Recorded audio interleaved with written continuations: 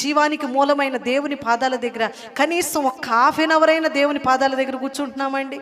లేదు. మన మనస్సుల మీద చేయి పెట్టుకొని పరీక్షించుకుంటే, యేసయ్యా నేను నీ అందు ఎక్కడ మనస్సు నిలుపుతున్నావు?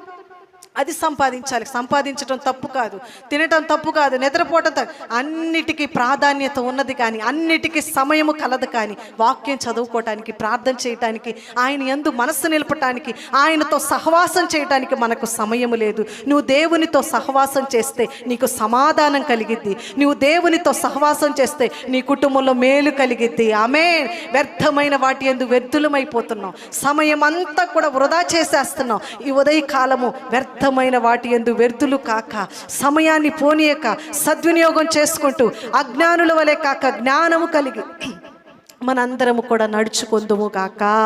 దేవుడు మనందరినీ కూడా అట్టి కృపతో బలపరిచి నడిపించును గాక.